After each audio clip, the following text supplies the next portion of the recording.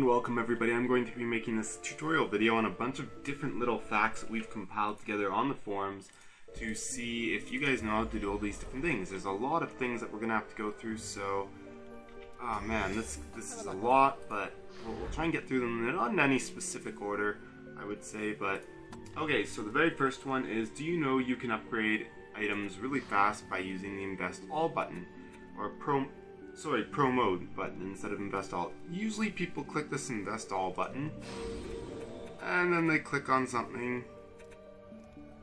How do I want to do this? See, and then this takes a while. You gotta go, oh, fucking mouse, stop working properly again. Garbage. Although cat hair doesn't help anything. I guarantee you that. Anyways, so that's a slow way to do it. Or if you click Pro Mode, you can click it as fast as you want. Notice how much faster this is? Way faster. So there's Pro Mode. That's how you upgrade items really fast. Okay. The other thing too to note with armor is we'll turn on Pro Mode. And the thing that's interesting about armor is the resistances. As long as it's mythical or above, every 10th upgrade, so we get to 9, and then on the 10th upgrade I can upgrade levels that are already capped. So see, I usually can't upgrade that, but 5, 6, 7, I can't upgrade any of those 3 now. 8, 9, now I can upgrade any of those. This is how you get really high resistances for Nightmare mode. When you're wearing the armor, you want every piece of armor to have 41% resistance to max out to 90% in Nightmare. But a lot of armors don't go to 41, they go to 40 or 42, so you can have 2 at 40 and 2 at 42. And of course, you want to get your generic to 90 first, or as fast as possible, and then you want to get your fire to 90, and then your poison, and then your lightning kind of comes last. Okay, so that's that. Now, the other thing is, when you're respecking your hero, go services, respec hero. This also applies when you have points to spend to level up. Now, 985 clicks. This is going to be brutal. I don't know if there's any easy solution when you're on a Xbox controller or PS3 controller or whatever, but if you're on a keyboard and mouse, wow, this looks intimidating. Well, what I can do is I can hold down the shift key and it adds 5 points. That's pretty cool. Still going to take me a while though. So what happens if I, okay, so see, yeah, okay, it's definitely faster than clicking one at a time though. But what if I want to add a lot more than that? So let's hold down the control key now. Notice adds 100 points at a time. Awesome, that's exactly what we're looking for. So that's definitely really, really cool there. Is that our last point there, just for the hell of it? And there we go, able to level up quite fast. I'm surprised my summoner stats, they feel so low. Whatever. Anyways, that's how you level up really fast to reapply points, is control key for 100, shift key for 5. That is pretty awesome. Okay, now let's talk about set bonuses. Most of you will know about this, but if you don't, as long as your gear is mythical or above, you can mix and match anything above mythical. So it can be mythical, trans, supreme, and ultimate mix. I've got an ultimate here, I've got a trans here, some of my heroes have myth on. What happens is if they're all the same material, notice this is all male armor, all male. As long as they're all the same material, they get this glowing blue outline around them. What it does is it applies a set bonus. For mythical items, it means all of your stats, so all of your resistances that are positive and all of your stats that are positive get a 30% bonus. So what we're going to do is we're going to put this in the item box. Go back to our item box and look at this.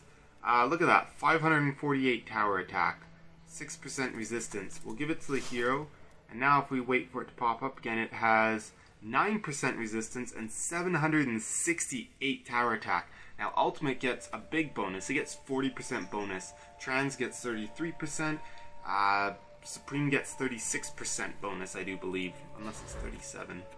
So there you go, that's about set bonuses. Makes a huge difference once you start getting into better gear to have all 4 matching pieces for a set bonus. If you got really high stats without them matching, chances are your armor is hacked. And by high, I mean like over 2,500. Okay. Oh, did you know that you can rearrange your heroes on the character selection screen? So I know there's a big issue. A lot of people say, you know, I've got heroes on the other page, I can't rearrange them in the order that I want. Well, if you click on one, hold down the Alt key, click on the other, notice those two just swap. That's really cool. Now, the other thing you can do is you can swap between pages. I'm going to click on this guy, I'm going to hold down the Alt, click to the next page, click on that. Oh, why didn't it swap? Well, it's because both these heroes are in the first slot on their respective pages. So if I click on this guy, hold down Alt, move to the next page, try and move him to a different slot, nice! Totally worked. And I can move him back now. So there you guys go. That's how you swap heroes between pages. Took me a long time to learn that too. Okay. The other issue we've got is when you sell items, you can't go over the 600 million mana cap usually. Let's see if I've got anything worth selling. Not really. I could sell that, but I don't want to. Okay, but anyways, usually you guys know that when you sell items, whether they're worth 1 billion mana or 2 billion mana, you cannot go over 600 million. Well, do you need to go over 600 million? What you do is you have mana tokens. If you watch, I'll unlock this mana token. It's something that I generated or your shop generates, and it lets me go all the way up to 2 billion. It stops at 2 billion, though you can't go any higher than 2 billion. To create a mana token, it's under Services in your tavern, generate mana token. Okay, now, this is all great if you already have the mana tokens, but what if you don't? There's a few things that you can do. Obviously, you can make smaller mana tokens. You can make mana tokens for 300 million, 600 million, any value under 1 billion. And then you can make it, and then you can just sell 2 of those smaller mana tokens to make one that's over 600 million. Or to put you over 600 and put you up to 1 billion, and then you make one that's billion. So if you had 600 million mana token and you had 400 million in your bank, you could sell one, you have 1 billion mana, make a new mana token. Or the other option is I keep a bunch of random ultimate and transcendent and supreme weapons that I find throughout the game. So what can happen is if I'm in a survival wave and I'm playing survival and I'm trying to farm mana and suddenly my mana bank hits 600 million, what I can do is I can go find one of these weapons, go item info, hit pro mode, and then just upgrade this as much as possible. The attack, the melee attack, the main attack, whatever the main attack is. Just want to keep upgrading it until you hit about 200, maybe 300 million then value. So you usually don't want to go over 300 million here because then you start to lose a bunch of money. What did I have? I had 340 million mana in my bank. So let's see how far that gets me. So to get to 200 million, I've wasted 40. You notice my hero bank is now 105, so I've wasted about 40 or 50 million mana getting to 200 million. So, you know, I spent 250, I get 200, that's about a 20% waste. But then if we go up to 270, you'll notice now that gap has widened. It's, wow, I can't think of the math right now, so I'll put my calculator. We get 340 divided by 70. No. We get 70 divided by 340, and that's about a 21% waste. So it's actually pretty similar to get up to this high. But yeah, I would suggest stopping around 300 million usually. And then what you can do later is once you get back to your tavern, you can sell these. Now, the advantage to this, even though you're wasting mana, is, well, if you're at 600 million cap and you've got more survival waves to do, you won't get money anyways.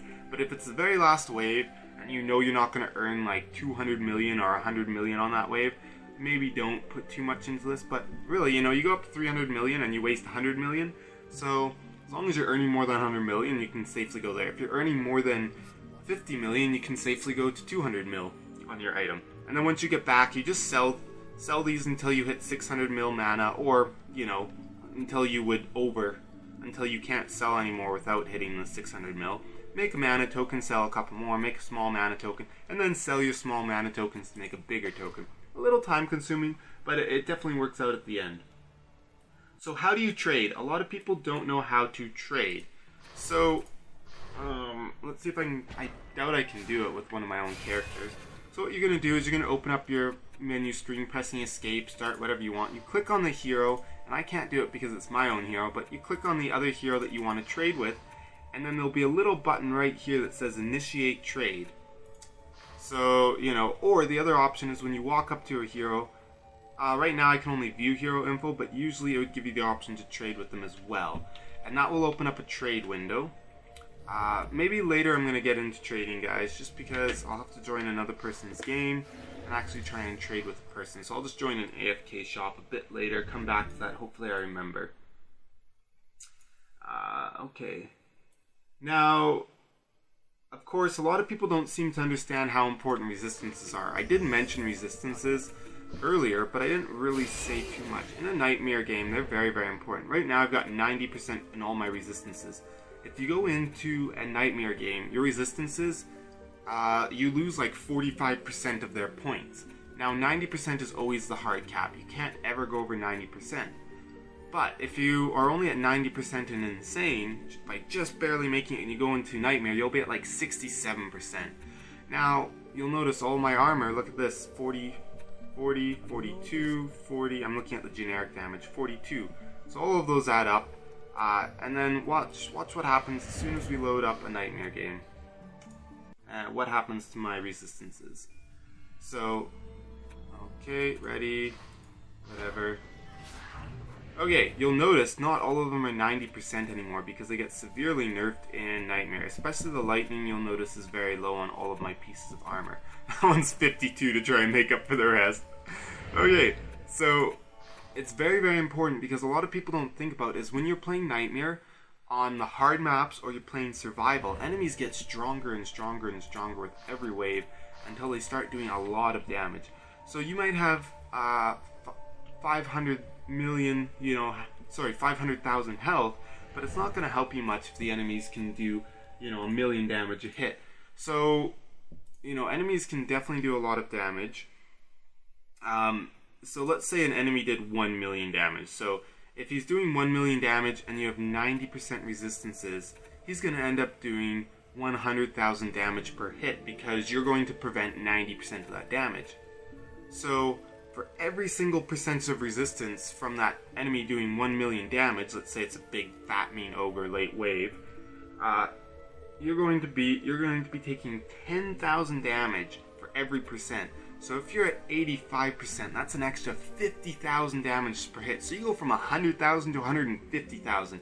If you're at 80% resistances, wow, you're taking 200,000 damage. So that's a lot of damage. Of course, strength drain auras can make that damage a lot less. There's other things too.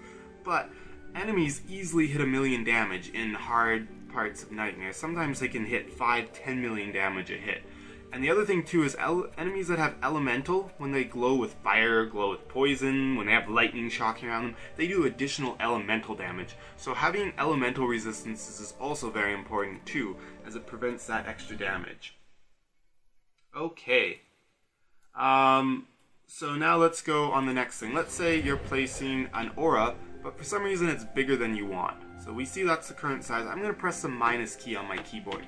Notice how it shrinks it. It lets me shrink it. It's pretty cool, and I can press the plus key to be able to make it bigger again. The only downside to this is, let's get out a trap. Now, you know that traps, you can't place it so that the trigger area is touching the crystal. So I move it just out of the range, but what if I just want to shrink it? Well, sadly, that does not work. When you shrink a trap, all you're doing is you're shrinking the trigger radius. When you shrink an aura, you permanently shrink it. You shrink everything about it, but unless it's a jester moving the tower and shrinking it, that's really, really weird. But when you shrink a trap, all you're doing is just shrinking the activation area. The reason why you might want to do this is because in some areas, you don't want your trap to be constantly being hit by enemies because they're going to die anyways. Maybe you just want your trap to hit a specific enemy that's running through an area, such as if a kobold's about to make it to your crystal. So I can make my trigger area right here so that it's going to pop as soon as the kobold comes over. Whereas, oops, I'm pressing the wrong key. Whereas if I had the full size enemies that are gassed along this outside, out to the edge, they might be getting hit by it once it grows under a buff beam. So that's something to consider about. Okay, now there's some really, really cool things that we can do with the summoner. We're going to start up a game here. Just make sure that we have some mana. We're starting on a high wave. I'm going to show you a bunch of cool things you can do with Overlord, especially when you're using, with Summoner in Overlord mode. There are so many cool things you can do. Okay, so we're going to go into Overlord mode. You press, the key to activate it. So, first thing that some people don't know is you can summon a lot of enemies at once.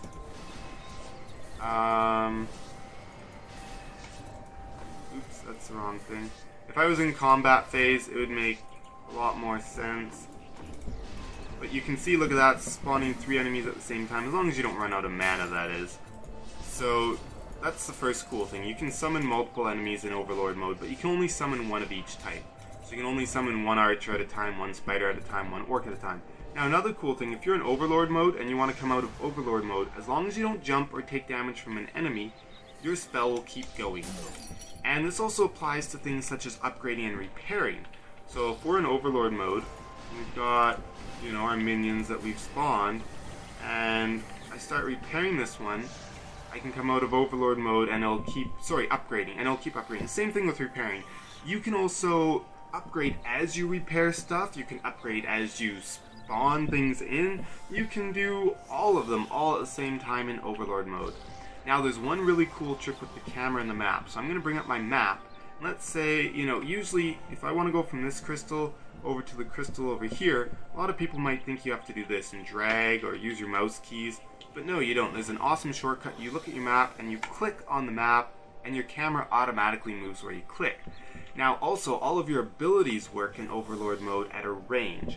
So if you want to detonate a trap, your body physically has to be standing near the trap to detonate it, but otherwise you can use flash shield wherever your mouse is. So we noticed I flash shield there. You'll notice it started where my mouse was, not where my hero is, but let's say you still don't believe me. I can go down here, hit flash shield, and notice it did a flash shield right in there. So that's cool as well. And you can also do, you can ping wherever your cursor is pointing. If we look at the map, see it just pinged right there. So it pings wherever you are pointing. There we go, that's better. There's nothing overhead. So everything can be done remotely, but detonate traps for some reason has to be, the trap has to be near your physical body, but you can detonate the trap while looking at a different part of the screen, provided there is a trap near you. Okay, now the other cool thing too is if there's only summoners in the game, only armors and accessories will drop, because what the game does is it drops stuff that is useful for the different players in the game. So if you only have summoners in the game, they can't use weapons, so it never drops them. So that's how people farm a lot of armor, is by only having summoners in the game. Of course, this means your towers need to be a bit stronger, and you have to be repairing constantly unless you have really, really powerful towers. So that's a really cool tip, only armor spawn. Of course, if you have 2 or 3 summoners in the game, you'll notice that a little bit more armor spawns than if you had all heroes in the game. And also, if you just have like one summoner and one other person, you'll only get a small amount of weapons dropping. Okay, now the other thing to note too is that female characters run faster than male characters. So for all of your builders, it's usually suggested that you have a female character. Notice boobies, even though there is a mustache, there are boobies on this, so that's a female. So I'm going to run a lot faster than my male counterpart. So usually what people do is they use all the female characters for building, because you want to be able to move around the map fast, to be able to collect mana, to be able to build everything in a limited amount of time, or just to make your building go faster in general. So speaking of speed, your hero does not use hero points over 100 in speed to be able to run faster. You'll notice I have 1587 points in hero speed. If I go back to my tavern and I respec to, you know, I can't respec, but if I could, but if I gave him 2000 run speed, that would not help. So once this number hits 100, any extra points do not help you. So you never need to put hero points in here unless you're below 100. Hero points, you'll notice, if you look here, it shows hero plus 912. Those are my hero points that I have to apply. So that's how that works. Hero speed caps out. Okay. So we'll go back to our tavern, and there's something neat you can do about testing your DPS, or testing your towers, kind of your tower's DPS. So you can test your minions anyways. So okay, we're in the tavern. If we want to, you know, test out how much damage is that. Notice I'm not in Overlord mode, so now I can't move. I'm trying to. Won't let me move anywhere until that's done building, because I'm not in Overlord mode. So we're gonna swap. Actually no. Okay. So we look at this. And let's turn on our damage numbers so we can see how much damage we're doing. Wow, this is really, really long, guys. Okay, so we're doing 42,000 DPS, damage per second. We're going to swap out to somebody, and I'm going to check. I'm going to see how much damage my hero does, let's say. So, okay, it's quite a bit. That's nice, 13.5 million. Oh no, down to 12 now. Okay, God, the starting damage for some reason is higher. Okay, so we're at 12. We're at 12 million. 12 million. Okay, okay. But what is it in Nightmare? Let's find out. If you go to Deeper Well and do survival, just so that nothing. So I don't run out of time. I'm gonna go to Deeper Well. I'm on Nightmare difficulty, and there's dummies in here that actually kind of work. Oops. Come on. So annoying, the seahorse has to attack when I'm attacking. Anyways, let's take off. Well, I'm not going to take off the seahorse, but as you can see, you're allowed to attack the dummy in here. You'll notice the seahorse. Oh, look at that. He's doing 5.2 million DPS just by himself. So anyways, you can test out your Nightmare DPS, is what I'm trying to show you guys. Okay, now what happens with... you can't test towers on here, sadly. I don't think so. I'm pretty sure towers will not attack these dummies during the build phase. But you'll notice minions will. Wow, look at that, 138,000 DPS. That's way higher than last time. So anyways, there you go. That's definitely an option. I'll see if towers can, but I really don't think they do. You can attack the dummy. You can attack the dummy during the combat phase to be able to turn on abilities such as Blood Rage and Hero Monk Boost. But the downside is your pet doesn't attack. So if you have a seahorse, you can't attack that way. So we're going to start the game and see if this tower attacks. I really don't think so, though. No, so towers don't attack. Minions don't attack during the combat phase. Okay. But that's kind of useful because, you know, sometimes it's annoying doing stuff in Tavern and then realizing it's way different in-game. Okay. Oh, okay, here's one about survival and pets. Now, usually for survival, if you're doing survival and you want to get a pet, so, you know, let's say you're on Akatiti Jungle and you want to get that, awesome monkey. So you can start at wave 23. The pet comes at wave 25, so you have to start 2 waves earlier. So you start at wave 23, and you're chugging along, and when it comes to the pets that aren't at the very end of the map, for the very last wave, but they're somewhere in the middle of the wave, you start there. You can put in a solo character, just one hero, and you want to split screen in the others so to get extra pets. You don't have to do that until the actual pet wave. So once you're actually on wave 25, anytime before... Sorry, wave 24. When you're on wave 24, anytime before the start of wave 25, any people who join your game or get added to your game will get the pet, because this pet is awarded to you at the beginning of wave 25's build phase. So you don't actually have to be in the game, but all other rewards, you actually have to be in the game for the entire last wave for it to count. So, okay.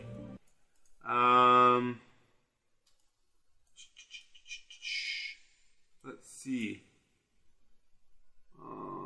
Okay. Here we go. So, okay, if you want to look at a person's stats, there's 2 ways to do it. The first way was, I showed you before when I showed you about trading, you could walk up to them and you can look at them and it gives you the options of the stats. The other thing is, from the escape menu, you can go here and click hero info, and this lets you see all of their stats from the escape menu. This is really useful when you're dead in the game and you just want to see what stats people have, what armor they have on, stuff like that. So, that's kind of a cool thing. Under options, I'm going to show you a bunch of options people don't seem to know about. There's show tutorials, enable or disable, auto show level up, auto adjust camera, damage numbers on or off. But there's a whole bunch of other things here. Camera field of view, I don't really like to play with a high field of view, I think it's dumb. Some people love to. You can choose how you want your split screen to be. You know, is it automatically going to choose the best based on your resolution, or do you automatically want it to be vertical or horizontal? Sound effects, gamma is just general darkness and brightness, saturation, user interface scale, how big do you want it? But here's the really cool ones. Camera shake, disable this. This is when your guy's walking around and the camera bobs to make it look more like a person. Oh, so annoying. Step towards melee target, disable this. This is so annoying. Let's say you're in your auras and you're killing an ogre and suddenly you die because you walked outside the auras and you're like, I wasn't moving. It's because every step makes you move closer to the enemy. Really annoying. Disable melee target cursor. This is optional. Enemy spawn notification. This will disable things such as a djinn has arrived, a sharkin. I don't know if they give messages for those anymore. Stuff like that. Lock tavern item drops. This prevents people from dropping items in your tavern. Lock tavern defenses. This prevents people from building items in your tavern. And always enable fast gameplay menu transitions. I don't even know why it's slow. Damage flashes, I haven't quite figured out exactly what that does. Notice there's not much you can change in your controls. Most of this you have to change before you boot up the game. When you first try to boot up the game, it says, you know, like play, configure, and something else. I can't remember what else. Maybe it was credits. So, oh, and here you can change. Whoa! I've never tried using this. Let's see how I like centered. Ah, man. That's kind of cool, because sometimes I find it annoying that, you know, you look and it's like offset. That's kind of neat. I might like centered. Man, even I'm learning something. I'd forgotten. I've never tried that. Yeah, I kind of like, okay, the nice thing is, when it's offset to the right, you can better see what you're shooting at. But, you know, sometimes it makes you feel weird when you're not centered. So I'm going to try centered for walkouts. Anyways, options. Turn on push to talk, please. If you don't turn on push to talk, every time you talk, it'll, like, transmit your voice. And under video, you can change the resolution, full screen, and post-processing. Not too many fancy things there. The main things I wanted to show you was on that first page, those other little options. Okay, now, if I scroll up and down on my middle mouse wheel, notice I changed cameras. Most of your camera angles, you're zoomed out like this, you walk around, your camera doesn't move unless you touch the edge of the screen, then your camera rotates. See, but if you zoom into this level, suddenly, every time I move my mouse, I'm controlling my camera, and that's the default one is this, so you just zoom in once and you're here, or you zoom in again and you're now on first person mode. A lot of people don't know that. Now the other neat thing is you might have noticed my summoner was able to cast minions right from here, from you know, without bringing up the summon minions. What I did is you open up your hero wheel, you find the ability that you want to hotkey to a new part. So let's say I want to hotkey a new minion, and what I can do is I can find the minion I want to hotkey, and now I'm going to hold down the hotkey, whatever you've set your hotkey to. Right now for me it's 8, so whatever you set your hotkey to, you hold down that, and now if you look down here you'll notice it's now there, the spider minion is now there. So let's say I want to go back to having detonate trap there, find detonate trap, hold down my 8, and suddenly bam, nice. Okay, so let's start up a game, just because I don't want to have to deal with summoning really slow. I'm going to show you one more thing with the summoner I kind of forgot to show you. So, okay, a lot of people, they're used to kind of summoning in minions, and then, you know, kind of moving them around this way. You get this thing, you can, darn you, I gotta zoom in. Okay, this map's so annoying for that. Okay, so I want to select some minions to move. And you got the selector thing. You can left click when you're when you're over enemies, and it'll select those ones. And it keeps selecting them. It adds up. It's cumulative. So, you know, if I got those to select, click this guy, it just adds. If you want to deselect, you right click. You hover over the ones you want to deselect, and you right click. So let's select them all and just deselect the middle guy. There you go. Now, okay, I got this guy selected. Let's say I want to move him between the other two. I can go commands, and I can use, you know, move offensive, move defensive, so on, whatever. I've got it hotkeyed to 9, so I'll press 9, and then it brings this up, and I get to choose to move him. Now, that's kind of okay, but what's way easier, you go into Overlord mode, I can left click and select minions. I can drag and click. I left click, and then I can zoom in a little bit, oops, not too much, and then I can move them really close to each other. So, because what a lot of people do is they'll just build minions close to each other when they're trying to place them on a buff beam. But if you look at the density of these right here, of this 3 space takes up a lot more room than this 3 space. So you can fit a lot more minions on a buff beam by doing this. Of course, the other option too that you have that's really nifty is, well, yeah, you can have them walk into each other kind of like that. Okay, so there we go. Now I can stack a buff beam. I can get 2 on either side of my buff beam. Oops, that guy was still moving. Let's go here and then go commands, hold defensive. So now he's going to stop moving. I can put a buff beam right down the middle, and I'm going to be able to hit up 5 minions there, even 6, 8 minions on a 4 buff beam. So that's pretty cool, guys. Being able to move those really fast. The other option too is, you know, we got that problem we were talking about with our traps being too big to place near the crystal. Yeah, that can be really annoying, or even sometimes on certain maps you can't place your auras too close to the crystal, you know, you're just like, oh, really guys? Okay, let's make some mana. Okay, so right now the closest I can place it is right here. I'll stand on this spot, the closest spot that I can place. Okay, but now if I go here and I go put you in the item box, and I put you in my item box, or you can just drop on the floor of the map if you're not scared that you might lose it. Now notice I can suddenly build a little bit closer. Okay, but my stats are going down too, you're gonna say. Yes, I know, but we'll deal with that in a few seconds. Okay, so now, look how much closer I can build it. I could take off all my gear and put it like really, really close. So now what I'm gonna do, go back to my item box, and I'm gonna give that to my hero, give, oops, give, whose leave was the leather? Yeah, it was. Okay, let's just make sure I have all my items back on. Yes, I do.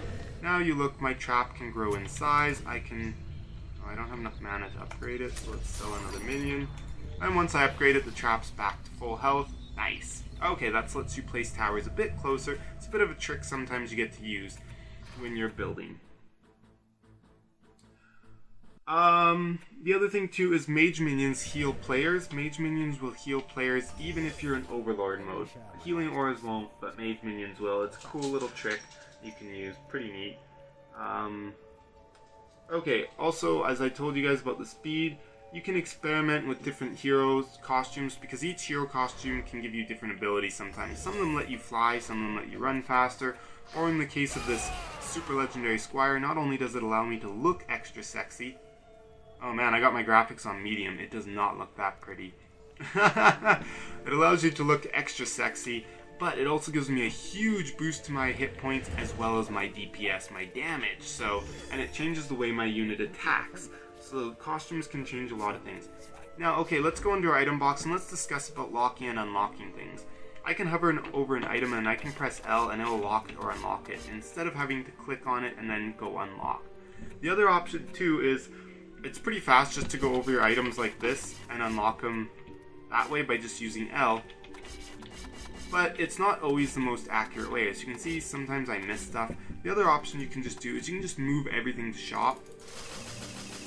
And I'm going to go to our hero shop, and we're just going to go remove as fast as we can. And then item box, look at that, everything is now unlocked.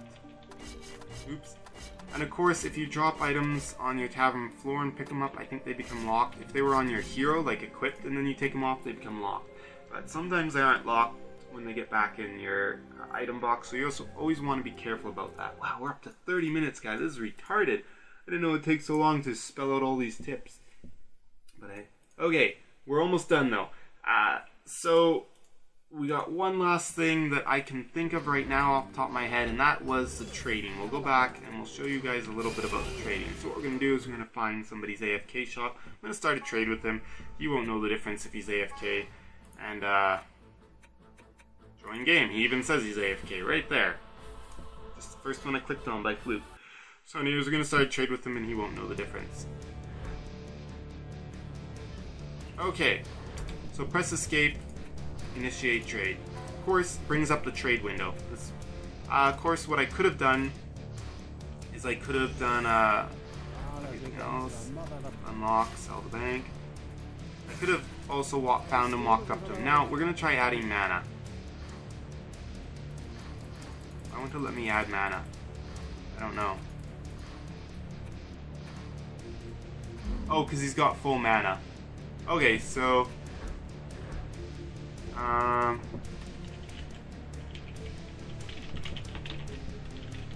okay, apparently he's AFK because unless I canceled the trade. So we're gonna go. He's got full mana, so I can't add mana. But what I was trying to show you guys is you can only add 600 million mana at a time. So now what we're going to do is, look at this, I can drag items into the trade window, or I can click on the item and click add trade. But the interesting thing that a lot of people don't know is, once you get up, notice when I add an item to the trade, it gets this little money bag icon. This one has no money bag, now it does. The interesting thing is, usually the trade window is, see, I can't add another item, it's limited to 12, but if I drag the item in, look at how the money bag appears on these mana tokens. So I have added all of those, and he will get the items, unless there's some weird bug, because sometimes there is a bug. But I can actually add as many items as I want that way, most likely. So now you can confirm or cancel. Both players have to confirm for the trade to happen. If anything in the trade changes after you confirm, it will set the trade to not confirm. So if he takes out an item, if you add an item, the trading mana value changes. You can only trade up to 600 million mana at a time, but this allows your mana bank to go up to 2 billion if people keep trading you 600 million at a time. Okay guys, so there we go. That was trading. So if anyone's trading you and you can't figure out what, press the escape button, find their little hero icon, click view trade status, and then you can confirm it that way or cancel. Hope you guys learned a lot of tips. There's a lot of cool stuff that most people don't know about this game. I think we kind of covered all the interesting things you can do with your heroes that you might not have known. So, sweet! I don't know how to end this, so we'll just press stop.